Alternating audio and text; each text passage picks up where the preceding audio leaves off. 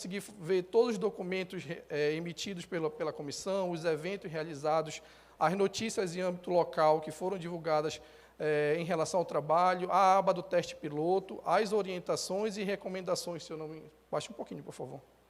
Isso. Sobre o trabalho e ajude a construir o questionário, que isso eu vou falar um pouquinho mais à frente. Pode voltar para o slide. Obrigado.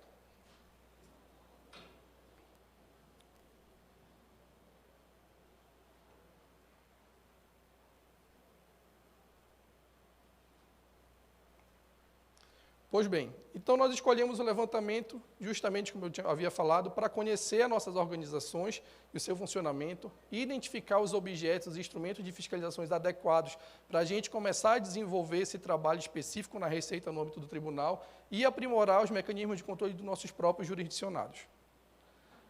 Então, como eu falei, não é uma auditoria, né, é uma fiscalização realizada por meio de uma autoavaliação, onde os próprios gestores avaliam seus controles.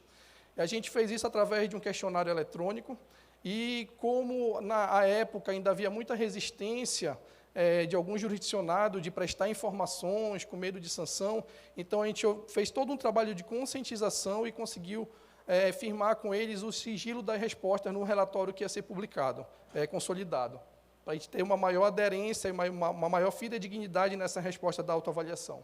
Foi uma fiscalização concomitante, em que a gente utilizou como principais critérios da elaboração do questionário a resolução da Tricom número 6 de 2016, a referencial básico de boa governança do TCU, a Constituição Federal, a Lei de Responsabilidade Fiscal, o Código Tributário Nacional, a nossa Constituição Estadual também, né, a Lei 4.320, entre outros critérios. E nós não fizemos o instrumento de coleta sozinho, né? A gente tem, às vezes, que sair um pouco do nosso pedestal e saber que a gente não sabe tudo e pedir ajuda. Então, como foi nosso primeiro instrumento de coleta, nós fizemos uma minuta. Após a minuta, a comissão elaborou a minuta, nós chamamos os especialistas para validar. Então, nós chamamos as faculdade particular, faculdade federal, os conselhos de classe, de contabilidade, OAB, o Poder Legislativo, para contribuir com esse nosso instrumento de coleta. Após essas contribuições, nós fizemos uma nova consolidação e escolhemos 2 jurisdicionados para fazer o teste piloto e a validação do questionário. Então, ao mesmo tempo, os jurisdicionados conseguiam avaliar os itens de controle que a gente estava colocando no questionário e também a ferramenta eletrônica que nós estávamos pretendendo utilizar para preenchimento desse instrumento de trabalho. E após essa consolidação, nós pegamos a versão final do questionário e colocamos a consulta pública no nosso site, onde toda a sociedade, não só local, mas nacional, também poderia contribuir para o aperfeiçoamento do instrumento. E após isso, a última consolidação oriunda à consulta pública, aí sim deu a versão definitiva do nosso questionário. O nosso objeto é governança e gestão fiscal. Como eu falei, eu não vou adentrar na parte de conceito, né, mas na parte de metodologia. E nós avaliamos 3 dimensões na governança, que foi liderança, estratégia e controle, e na gestão fiscal, 8 dimensões: planejamento e orçamento, administração tributária, contabilidade, instituição, arrecadação e cobrança, dívida ativa e execução fiscal, gestão da informação, gestão da renúncia de receita e transparência.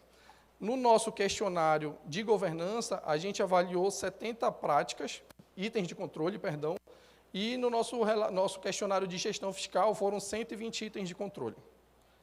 E o nosso questionário tinha mais ou menos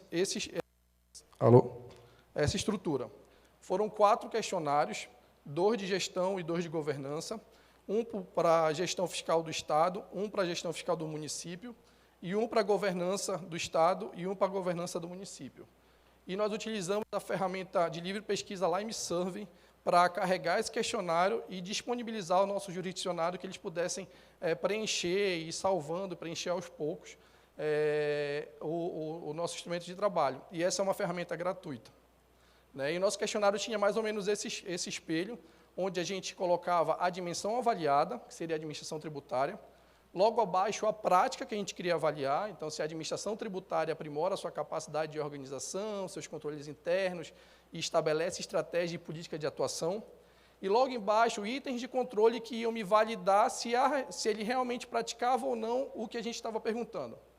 E aí, quando ele ia responder o item de controle, os itens de controle são afirmativas, não são perguntas, já vinham como afirmativas, E os jurisdicionados podiam responder da seguinte forma: eu não atendo esse item de controle porque há alguma impossibilidade legal. Se ele escolhesse essa aba, abria uma outra aba, e que ele tinha que indicar para a gente que ato normativo era esse. Caso ele optasse por responder por não atende porque o custo-benefício é desfavorável, também abria uma outra aba para ele carregar esse documento que justifica esse custo-benefício desfavorável. Ele poderia também responder não atende ou decidiu adotar essa prática, e as 3 métricas de atende, em atende em menor parte, atende em parte e atende em grande parte ou totalmente. Caso o jurisdicionado respondesse uma dessas opções de métrica, abriam 2 abas seguintes, que perguntava sobre a formalização desse controle e sobre a testagem da sua eficácia. Em relação à métrica, ao atende em menor parte, atende em parte, em grande parte ou totalmente, nós fizemos também um caderno orientativo de como eles poderiam se enquadrar em cada métrica dessa, não ficou livre. Então, a gente colocou percentuais ou números aproximados, margem de números, para eles poderem saber onde eles poderiam se situar nas métricas de atende. Essa estrutura aqui é a estrutura do questionário de gestão fiscal, que a gente direcionou à Secretaria Estadual da Fazenda e às Secretarias Municipais de Finanças ou de Fazenda, que lá depende muito do município, a nomenclatura varia. E aqui é um pouco mais de texto, porque nesse ponto específico eu vou apresentar as principais práticas que a gente tentou avaliar com esse relatório. Na parte de planejamento e orçamento, a gente quis saber se há responsabilidade na gestão fiscal, pressupondo ação planejada e transparente, em que se prefinam riscos e corrijam desvios capazes de afetar o equilíbrio das contas públicas, mediante o cumprimento de metas e resultados entre receitas e despesas, e a obediência a limite e condições no que tange a renúncia de receita. Então, essa era a prática principal avaliada no planejamento e orçamento. Na administração tributária, a prática principal era se a administração tributária aprimora a sua capacidade de organização, seus controles internos, e estabelece sua estratégia e política de atuação. Já na contabilidade, a gente tentou verificar a prática se o controle contábil e financeiro das receitas era eficiente e eficaz. Cada prática dessa tinha inúmeros itens de controle que iriam invalidar ou não se eles atendiam a essas práticas.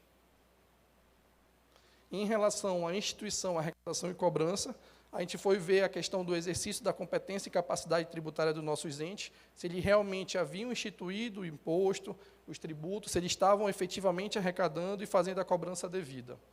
Então, no âmbito do Estado, a gente especificou os tributos de competência do próprio Estado e dos municípios. Obrigado.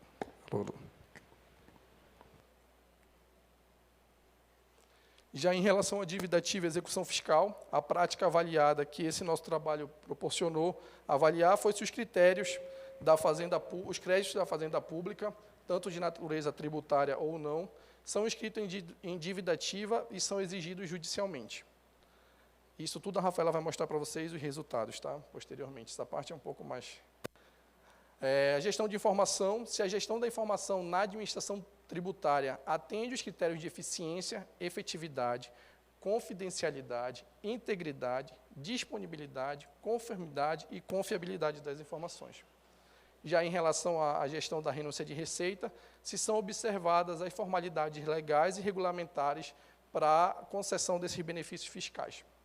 E, por fim, em relação ao relatório de gestão fiscal, no que se refere à transparência, foi avaliada a prática sobre a disponibilização a qualquer pessoa física ou jurídica, o acesso às informações referentes ao lançamento e ao recebimento de toda a receita das unidades gestoras, inclusive referente aos incentivos e benefícios fiscais.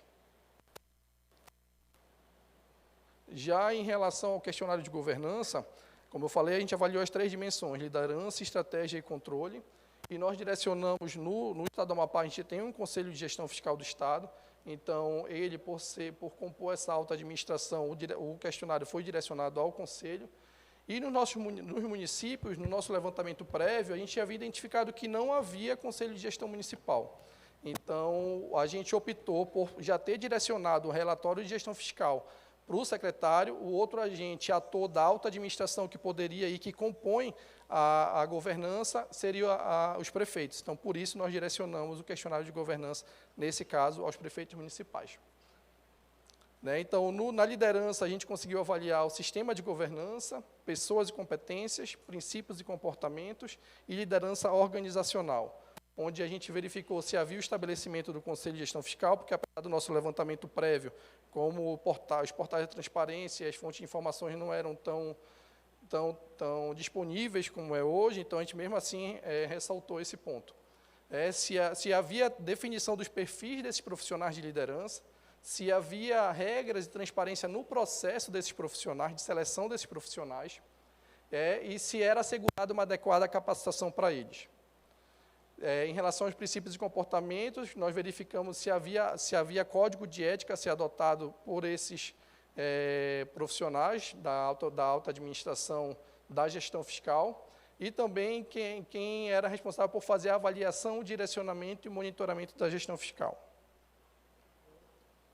Em relação à estratégia, nós verificamos o relacionamento com as partes interessadas e o alinhamento transorganizacional, onde a gente verificou a prática do estabelecer e divulgar canais de comunicação da secretaria com as partes interessadas, assegurando sua efetividade e sua avaliação, se havia o estabelecimento de estratégia da secretaria, se ela era anualizada e se havia um monitoramento e uma avaliação dessa estratégia.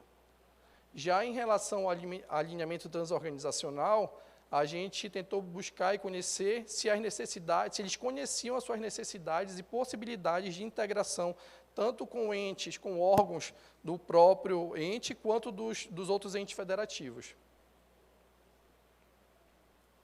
Já em relação ao controle, que foi a última dimensão do questionário de governança fiscal, a gente verificou a gestão fiscal, a gestão de riscos e controles internos, né, se havia realização de gestão de risco e se ela era feito o monitoramento dessa gestão, se havia no órgão, na secretaria, um controle interno setorial, né, e as práticas e procedimentos de controle interno também, e em relação ao contabilidade e transparência, se eles era dada a transparência a partes interessadas as informações da própria gestão, se eram prestado contas da implementação das metas e objetivos do plano estratégico, se eles tinham a garantia de apurar de ofício as irregularidades que, porventura, surgissem durante a sua gestão. E aí, após todo ele preenchimento, toda essa estrutura de questionário, a gente fez... Está cortando algumas palavras, né? A gente fez um processo de validação. A nossa realidade no Amapá é um pouco peculiar. A gente tem uma deficiência de internet absurda, inclusive na capital, né? Então, para a gente teve que fazer uma validação em loco, onde a gente teve que se deslocar até os entes para poder fazer e ter algumas informações, né? Então, a gente fez a validação em loco, e para quem tem já uma maturidade maior em relação à internet, a sistemas, a gente acredita que essa validação pode ser feita por algum sistema do tribunal ou por meio de algum outro mecanismo tecnológico que a economia e o custo da fiscalização diminua. Porque o maior custo da nossa fiscalização foram os deslocamentos, porque a ferramenta que nós utilizamos era gratuita e o custo maior foi de deslocamento para fazer a fiscalização. Então, para quem já tem essa maturidade em relação ao sistema, eu acredito que uma validação online diminui os custos e diminui o tempo da execução, né? Então, nessa validação, a gente, com base na relevância, nos riscos e materialidade, a gente fez seleção de apenas algumas dimensões. Não era uma auditoria de conformidade, mas algumas dimensões a gente queria ter certeza daquelas informações prestadas. Então, nós fizemos essa seleção e fomos verificar a veracidade dessas informações em loco, né, e sensibilizar os gestores da importância de investimento na administração tributária. Também não sei qual é a realidade de vocês, mas alguns gestores, por administração tributária, apesar de estar na Constituição Federal, que ela tem que ter investimento prioritário, ela, por não ser algo e que o seu resultado é muito visível à sociedade, há um negligenciamento desse investimento, né, e ela é extremamente importante para o desenvolvimento de todas as políticas públicas, porque é ela que vai trazer recurso para o órgão, para ele poder ter recurso suficiente para investir em todas as outras políticas públicas. Então, a gente até, relembrando a palestra do jornalista ontem, ele falou da importância dos 3 ISPOs, Tribunais de Contas, né? Informação, iniciativa e inovação, iniciativa e informação, né?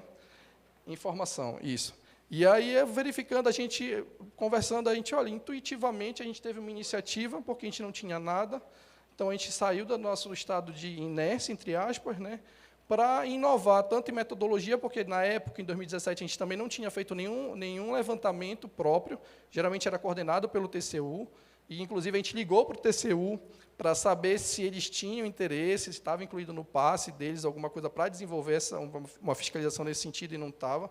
Então, a gente conseguiu inovar e, com base nisso, trazer informações tanto para a gente, com o tribunal, como levar uma informação mais qualificada para o nosso jurisdicionado em relação à governança e gestão fiscal.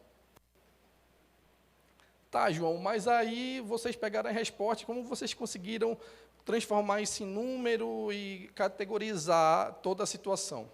A gente, com base na expertise do TCU, que a gente já havia desenvolvido trabalhos coordenados por eles, nós utilizamos como base o Acórdão 1130 de 2017, 1273 de 2015, em que eles, já em levantamentos realizados de maneira coordenada, já fazem essa categorização. Então, cada resposta, dependendo da resposta, você atribuía um valor específico. E cada valor específico você conseguia enquadrar o jurisdicionado de acordo com aquela prática em estágios de capacidade, que iam desde o inexistente, insuficiente e iniciando, e esse fazia parte do grande bolo de estágio de capacidade inicial, o intermediário e o aprimorado. E aqui eu registro também que o nosso presidente está aqui, a importância e a ajuda que a TI, o nosso setor de TI tem dado para a gente, tanto em relação à seleção de ferramentas mais adequadas para a gente, quanto também para desenvolver, tentar resolver os nossos problemas, porque no acórdão do TCU, eles não tinham nenhuma métrica de como eles chegaram àquela pontuação. Então, o LimeSurvey, ele permite a exportação da resposta dos questionários em Excel. Com base nisso, nós sentamos junto com a equipe de TI para desenvolver uma fórmula matemática no Excel que atribuía a cada combinação de resposta a pontuação com base nos acórdãos. Então, eles conseguiram, até coloquei aqui, porque se alguém, porventura, tiver interesse de se valer dessa prática, né, esse tempo que nós perdemos, mas ganhamos, vocês já saem um pouco na frente. Então, com essa exportação para o Excel, nós abrimos a cada espaço de resposta, no último nível de resposta, uma outra coluna, onde a gente conseguiu aplicar essa fórmula matemática com base nos 2 acórdãos de categorização, e aí nos dá a pontuação individual de cada prática realizada, e também de forma, a gente consegue individual por jurisdicionado, por prática e a média. E aí agora eu vou passar a palavra para a Rafaela, para ela mostrar os resultados que a gente conseguiu com isso. Obrigado. Boa tarde a todos. Deixa eu ver onde é que eu aperto aqui. Aqui? Não. Aqui? Agora. Opa, voltou. Bom, como o João disse, a gente destacou alguns resultados para apresentar aqui para vocês. E a gente inicia com a governança fiscal do Estado, que, de forma geral, foram os nossos principais resultados, os principais avanços. Então, na dimensão de liderança, a gente vê no azulzinho o ciclo 1, que foi realizado em 2017, e o ciclo 2 está de laranjinha, que foi realizado em 2021. E a gente vê que, na maioria das práticas, a gente teve um grande avanço, né? Principalmente em liderança organizacional, que saiu do inexistente, que significa que eles não exerciam nenhuma prática, para o intermediário. Então, foi realmente um avanço bem significativo. Opa, estou voltando.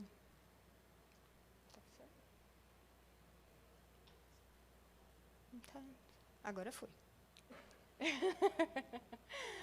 Bom, no controle, assim como a estratégia que vem depois, pulou a estratégia. Ô, gente, desculpa, eu não estou me entendendo com tecnologia. Por isso que é importante a da INF, tá vendo? Bom, a estratégia, e assim como o controle que vem depois, a gente vê que eles saíram do inexistente, porque, de fato, eles informaram que não praticavam nenhum item de controle, para o iniciando. Nossa, Rafa, mas ainda está aí no estágio inicial. Certo, mas para quem não tinha absolutamente nada, né, cada passo é um passo bastante significativo. E aqui, como já havia falado, o controle, a mesma situação, chegando até na faixa intermediária. Em relação aos municípios, a gente vê aqui, principalmente em relação ao sistema de governança, que ele houve uma mudança mais significativa, né, do que os demais. Os outros eles se mantiveram meio linear. Mas, apesar de ainda ter uma grande faixa no inexistente, a gente vê que houve, sim, mudanças e que muitos dos municípios deixaram de estar no inexistente para passar para, pelo menos, em algo implementado. Então, ou iniciando, ou iniciado, chegando até mesmo no aprimorado. A estratégia é a mesma coisa. Ela se manteve mais ou menos linear, mas também tivemos alguns avanços. E eu vou passar para a última parte dos municípios, que eu quero fazer uma observação. Oh, meu Deus, estou afoita. Eu sou muito ansiosa, é por isso. Voltou. E controle também, né? Então, Rafa, por que no Estado teve tanto avanço e nos municípios, que a maioria era inexistente, né, não teve tanto? A gente observou que o Estado, a gestão, se manteve. Mas, de 2017 para 2021, houve troca na maioria das prefeituras. E muito do que foi repassado no primeiro ciclo acabou se perdendo. Então, isso mostrou muito para a gente, veio atestar demais para a gente, como a rotatividade da equipe, principalmente, influencia, né? Muda o gestor, muda a equipe, e acaba que aquilo que foi consolidado anteriormente se perde. Mas a gente sabe que o próximo vai ser melhor ainda. Opa. Sobre a gestão fiscal do Estado, esse é um panorama geral das 8 dimensões, né? E eu destacaria aqui a questão da gestão da informação. Desculpa ficar na sua frente. A gestão da informação foi algo que a gente fez uma avaliação, era incipiente, e no segundo ciclo, né, no Laranjinha, a gente já viu que eles deram uma boa evoluída. E isso impactou na instituição em arrecadação e cobrança, e principalmente na dívida ativa e execução fiscal. Porque no primeiro ciclo, quando a gente foi na Procuradoria fazer essa avaliação da dívida ativa, a gente identificou que os procedimentos deles eram todos manuais. Então, era um volume absurdo de informação, né, de créditos tributários, que eles deveriam ser inscritos e estavam se perdendo por prescrever, enfim, e eles não conseguiam ter esse controle para fazer a inscrição e muito menos executar. E aí, quando eles investiram na gestão da informação, e a gente voltou no ciclo 2, a gente já identificou que eles tinham um sistema, tinham conseguido se organizar e já estava bem avançada a inscrição da dívida ativa. Em relação à gestão fiscal do Estado ainda da arrecadação, aí eu trago aqui, em azulzinho, é a arrecadação do ciclo 1, em 2017, e a gente usou como paradigma, então, o valor arrecadado ficou como 100%. A gente mostrou, né, a evolução da arrecadação para 2021. Então, a amarelo é o que foi arrecadado em 2021 em comparação ao valor arrecadado de 2017. E, em todos os tributos, a gente houve um acréscimo bem considerável, né, com exceção do RPPS. Que o RPPS, como todo mundo sabe, tem suas particularidades. Mas, mesmo assim, ainda em relação ao RPPS e suas particularidades, a gente observou que, no primeiro ciclo, em relação ao valor previsto e ao valor arrecadado, eles tinham uma diferença de 33%. Já no segundo ciclo, entre o valor previsto e arrecadado, essa diferença já tinha diminuído para 20,5%, que a gente também considera um avanço. Na gestão fiscal dos municípios, eu queria destacar aqui o planejamento e orçamento. Nós vimos que houve uma melhora, e, inclusive, a gente identificou umas boas práticas, né, uma boa prática. Em determinada prefeitura, durante a pandemia, eles fizeram o PPA participativo. Eles colaram, né, distribuíram pela cidade QR Codes, onde a sociedade podia acessar o projeto e fazer suas contribuições. Né? Isso foi muito interessante, uma prática muito interessante que a gente identificou. A instituição arrecadação e cobrança, contabilidade, ela está meio ali, né, equiparada, mas eu vou destacar que essa equiparação, ainda que no gráfico esteja equiparada, ela também teve um avanço, porque quando a gente entrou no primeiro ciclo nos municípios, a gente identificou que a maioria não tinha setor contábil ou alguém que respondesse pela contabilidade dentro do município, dentro da secretaria. A maioria dos contadores era terceirizada e se encontravam na capital, então aquelas informações não estavam disponíveis. Quando a gente já foi no segundo ciclo, eles já tinham pelo menos uma pessoa lá dentro para poder dar essa resposta, para poder fazer este controle. Então, também já foi significativo. A instituição arrecadação e cobrança aumentou, vou aprofundar um pouquinho mais no próximo slide. E a transparência também é um destaque, porque, além de ter um elevado, né, aumento, a gente via que os municípios tinham sites, mas não tinham informação. Então, de nada serviam os sites que estavam ali. E, quando a gente foi no segundo ciclo, principalmente em relação à receita, que antes não tinha nada, a gente já conseguiu acessar essas informações nos sites das prefeituras. Aqui do IPTU, voltando à situação de que o azul é o valor arrecadado, né, em 2017 e amarelo 2021, a gente vê que a maioria dos municípios teve um aumento, né, da arrecadação, um aumento bastante considerável. Porque, afinal, assim, o IPTU, quando a gente conversou com os prefeitos, a gente observou que quase que a totalidade dos municípios não arrecadava, com exceção da capital e dos outros 2 maiores municípios do estado. Aí a gente perguntou, mas por que vocês não arrecadam? Aí eles disseram, nossa, isso é uma política antipopular. Até hoje ninguém arrecadou. Aí vou eu arrecadar? Eu vou perder eleitores. Aí foi quando a gente disse assim, você não pode fazer isso, isso é uma obrigação tributária, é a competência tributária do município, você pode perder muitas coisas por não estar exercendo sua competência tributária plena. Você tem que arrecadar. E aí a gente até falou, né, prova para a sociedade que você vai arrecadar recursos para investir em políticas públicas de qualidade. E aí deu retorno para a sociedade para mostrar o quanto é importante arrecadar o IPTU. E eu vou fazer, eu sei que eu estou com pouco tempo já, que já me levantaram a plaquinha, mas eu vou falar uma coisa que eu achei, sabe que não fosse trágico, era cômico? Foi exatamente essa situação que eu me deparei. A gente chegou como secretário de determinado município e vimos na previsão R$10 do IPTU.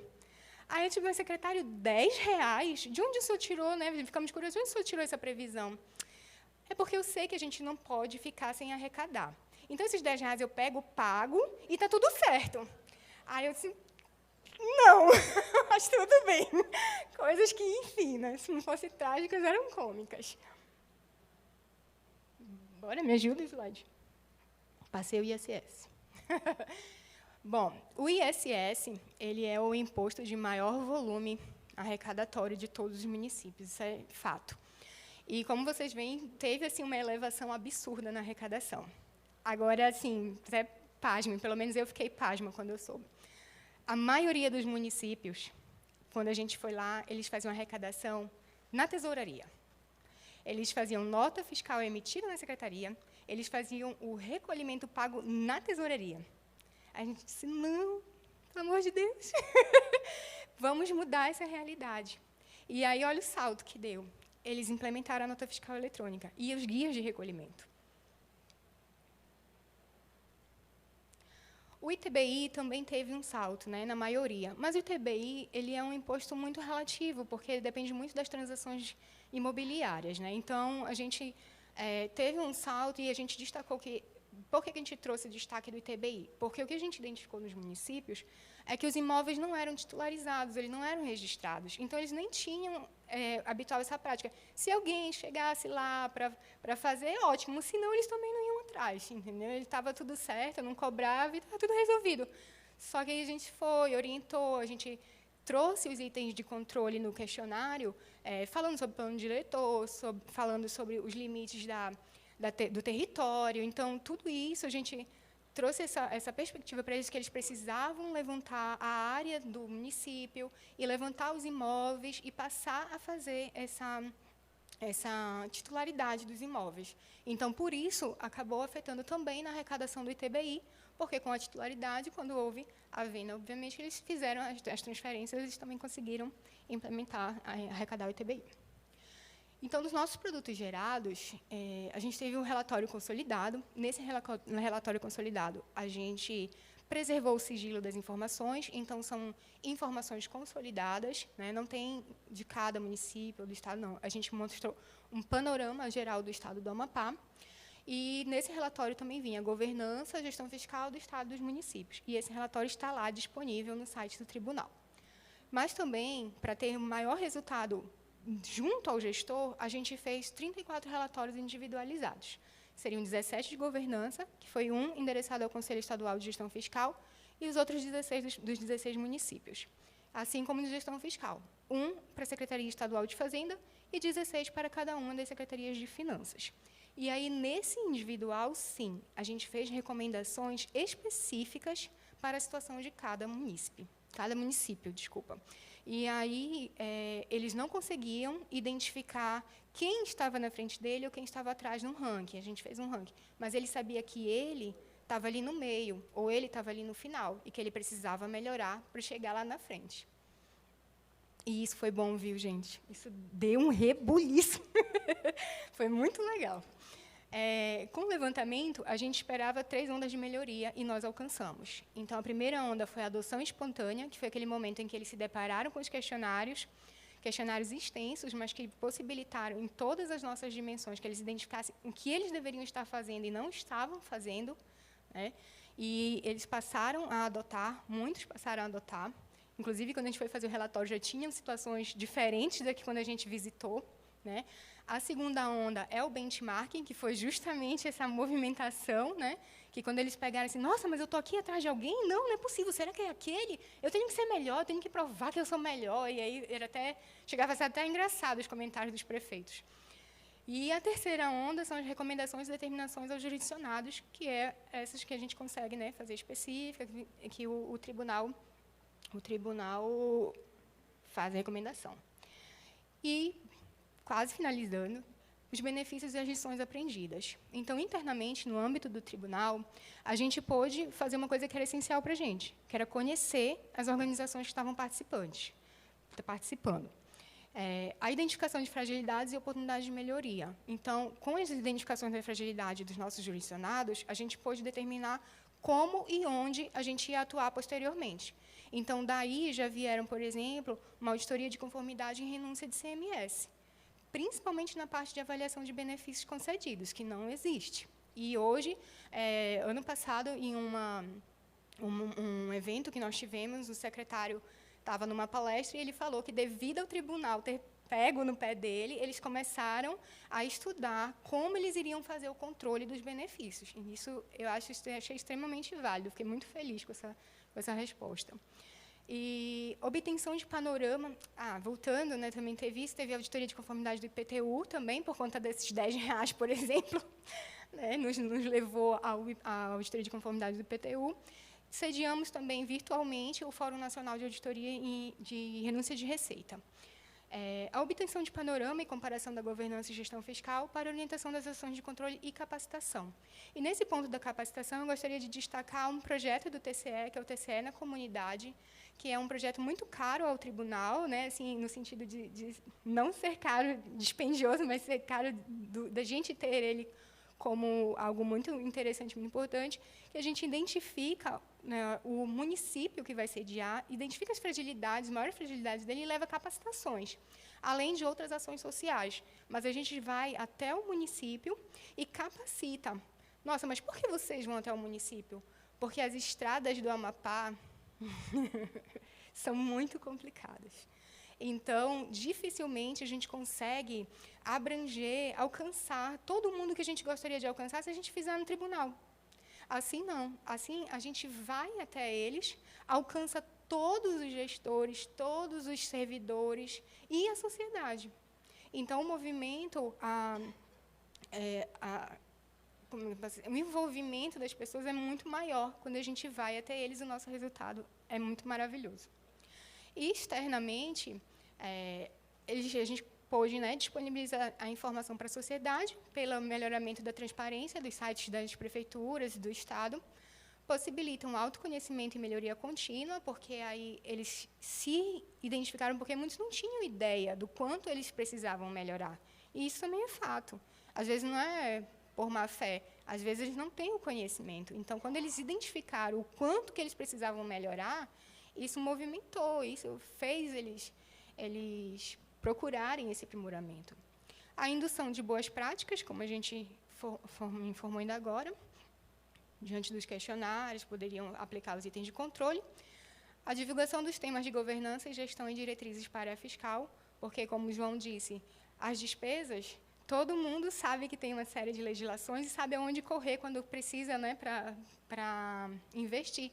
Mas a receita pouco se sabia, principalmente governança.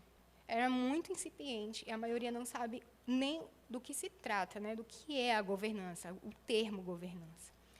E a valorização do TCE pelos jurisdicionados, porque quando a gente foi no primeiro ciclo, a gente teve um trabalho de sensibilização, como o João disse.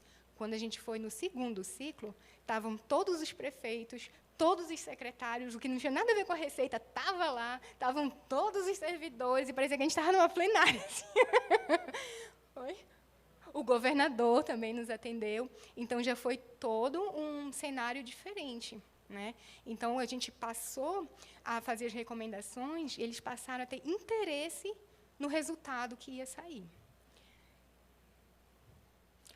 Quer acrescentar alguma coisa, João? Então, muito obrigada. Obrigada novamente ao nosso TCE, aos nossos conselheiros, presidente e demais conselheiros, à nossa diretora Carla por todo o apoio. Obrigada, colegas, pela atenção. E muito obrigada pela oportunidade de a gente estar aqui apresentando um pouquinho do nosso trabalho. Parabéns.